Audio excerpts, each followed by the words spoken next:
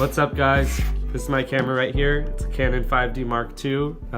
It's a full frame DSLR, and today I'm going to teach you all of the controls on it and basically the universal controls of all cameras when shooting in the manual mode. So to start out, we're going to look through f-stop. F-stop is right here, and what the f-stop is, or what it controls, is the aperture inside of your lens right here. So if I go up to a higher f number, such as f22, if I turn around here, press, as you can see, the aperture inside my lens is tiny right now.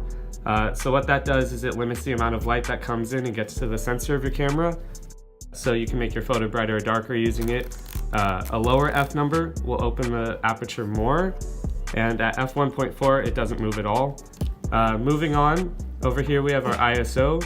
The ISO adjusts your sensor's sensitivity to light. So for my camera, the button is up top right here. You just press it once and you can run through all of these different numbers. A higher ISO means that your sensor will be more sensitive to light, while a lower ISO means that your sensor will be less sensitive to light. The main issue with this is when you go to a higher ISO, you may notice that your camera or your photos will have grain in them. So if you want, I'll throw up a picture right here, or an example photo right here, just to show you the difference. So moving on, we have shutter speed. Shutter speed is this top left box right here.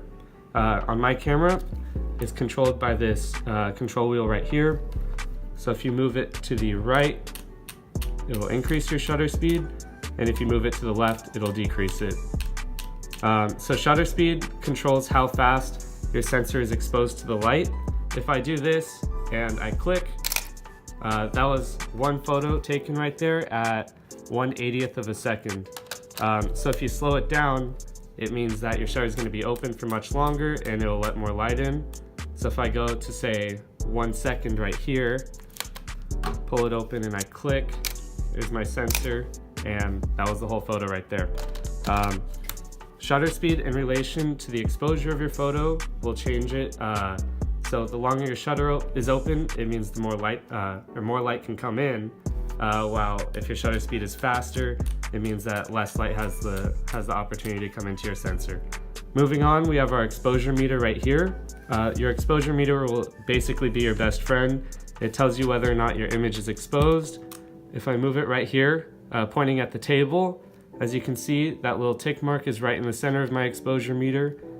So based on my settings, it'll go up or down or right or left. If it moves to the right, that means that your photo is overexposed or it's pretty bright. If it moves to the left, it's underexposed and dark. So in order to change that, you need to use those three main settings that I just showed you and find a balance.